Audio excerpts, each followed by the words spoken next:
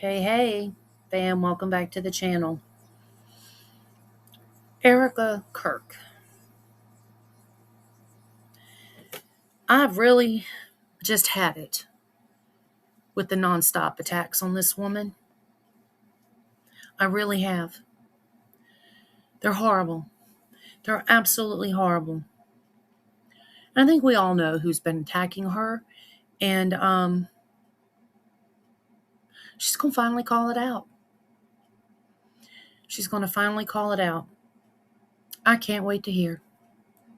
It seems to me that nothing will ever be enough for the evil in this world. Our country has become unrecognizable. These people have perverted the truth to the point that they motivated the murder of my husband. They have continuously tried to assassinate the president, and anyone who stands in their way is labeled hateful, racist, fascist, and every other trigger word that is grossly dishonest. We want the best for our country. They don't. This is why Charlie started Turning Point USA in the first place. He didn't trust the radicalized liberal teachers. And this past Saturday, it was a school teacher, of all people, a school teacher that attempted to change our history for the worst with bullets. A school teacher to second grade children. And after Charlie was killed, and you saw all these celebrations online, so many of them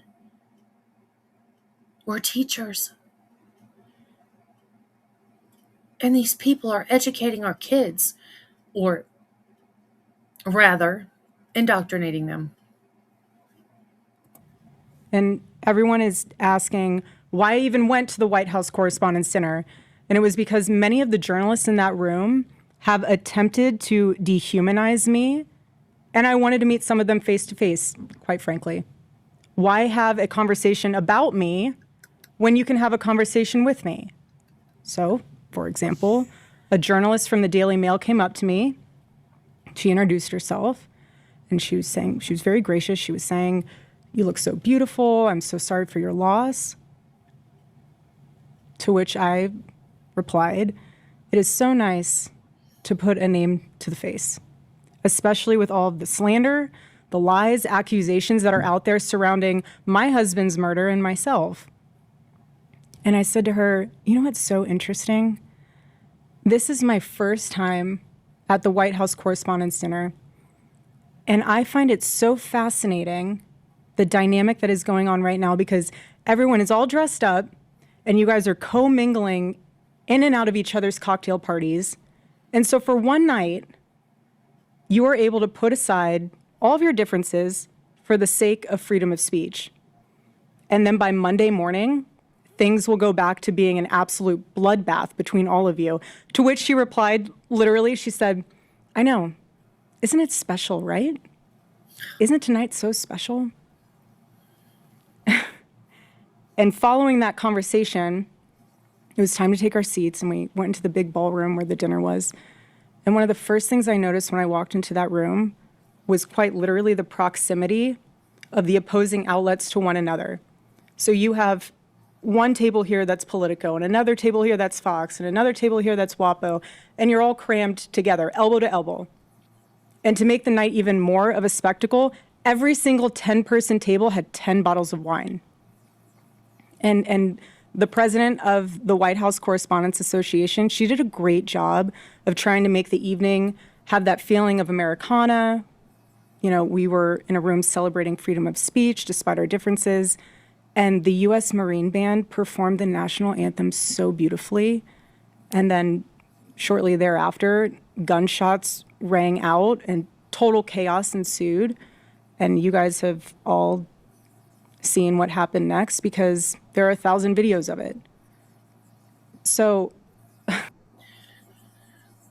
One of which is a video of her being escorted out after the shots, and she's crying. And she says, "I just want to go home." It broke my heart when I saw that. let's discuss that fact for a second. If you were in that room, you had no way of knowing what the status of the shooter was, how many there were, or honestly, really anything. It was just utter chaos.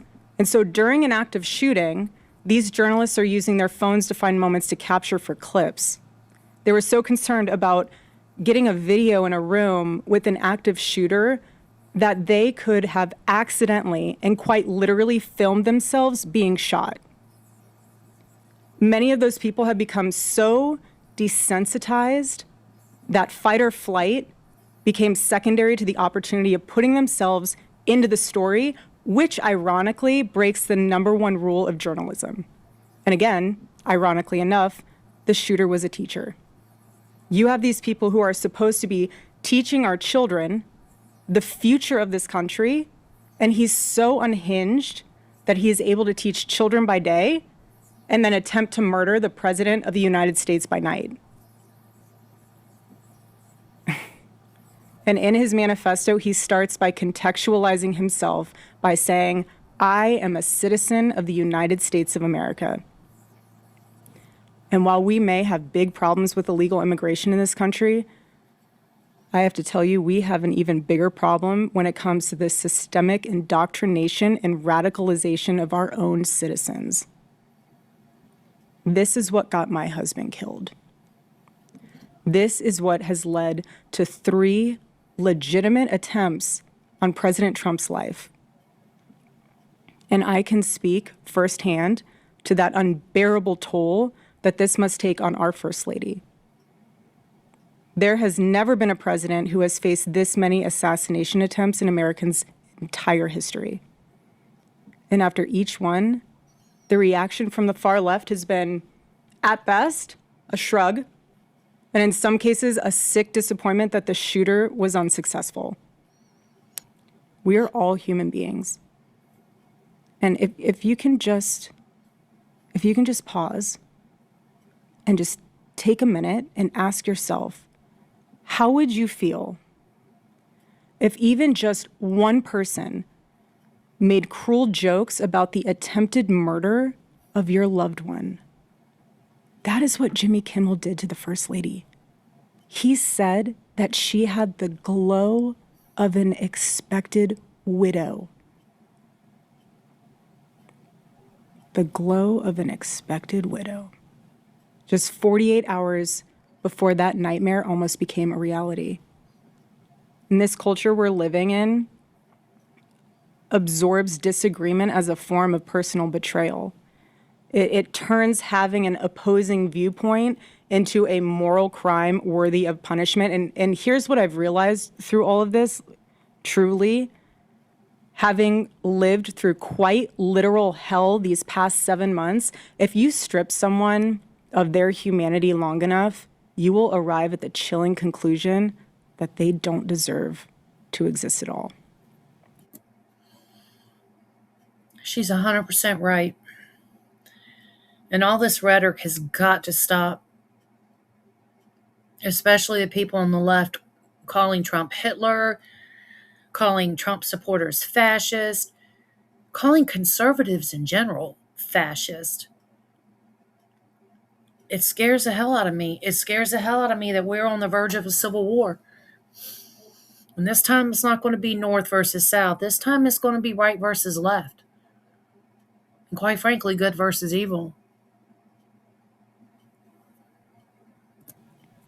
Every morning I wake up to a new headline lying about me. I have comedians dressing up in whiteface. I have people saying I'm not fit to be CEO. And I have Candace Owens claiming I murdered my husband. And Booyah. Booyah. Because she sure as hell has been. And I don't know what is going on with her these days. I really don't. But her attacks on this woman are disgraceful. They're absolutely disgraceful. I realize Charlie was her friend, but the way she's gone after his widow, it almost feels like some sort of revenge. Like some sort of revenge because Charlie didn't choose her. And she knew Charlie wasn't going to choose her. And I think that's why she very quickly got married. I don't know. I don't know. This is all alleged. This is all speculation. But what Candace Owens has been doing to this woman is shameful. It is absolutely shameful. And I'm so glad that Erika Kirk is finally speaking out and calling out her name. The list goes on and on and on.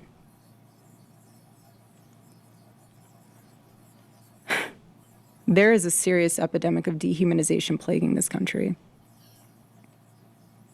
The most unthinkable tragedies have now become commonplace in our daily headlines, and yet the media finds a way to conveniently explain away violence. This is what we're up against. This is what we're up against. What is happening right now is something none of us can afford to ignore. The evil forces working to divide us, to distract us, and to pull us apart has never been stronger. This is a moment for Americans to come together and decide what kind of country we are going to be before we lose our country altogether. In Romans chapter 12, verse 21, it says, "Do not be overcome by evil, but overcome evil with good." And this Amen. is why my husband created Turning Point USA, so we could have civil discourse and debate and open dialogue, because when we stop talking to each other, bad things happen. I am choosing to fight for America, for my children, for your children, and for our humanity, because we all need to do our part.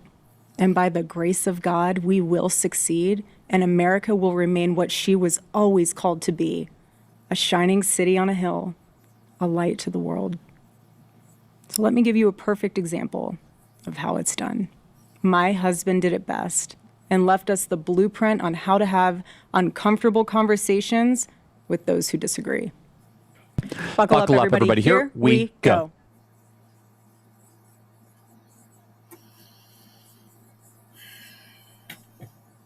Wow.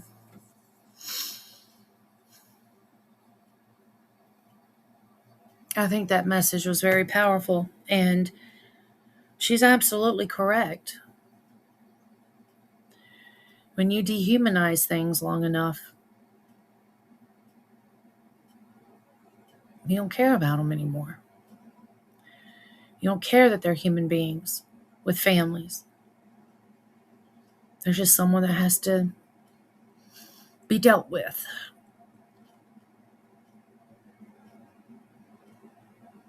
We're in a terrible place in this country right now. We really are. And when Charlie died, it seems like some things fractured and some things not. But at the end of the day, I believe we're going to all continue to come together and carry on this fight, because we can't lose our country. And I don't want Charlie's death to have been in vain.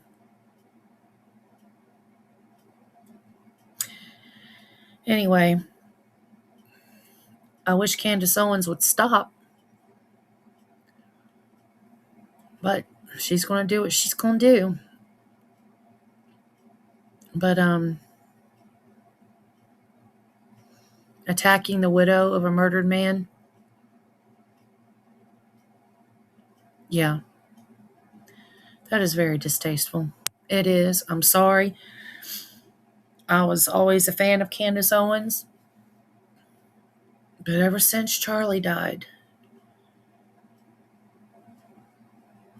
this woman has gone off the plot. And I just cannot stick around and keep listening to her continuously trash Erika and try to convince the entire world that she murdered her husband. Yeah, I don't believe that. Do you?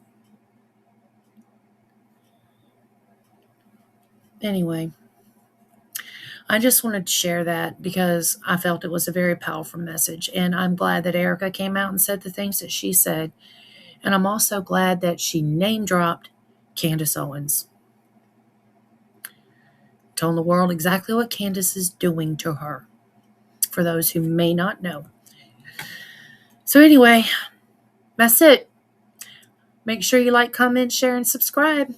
Thank you for watching. Goodbye and God bless.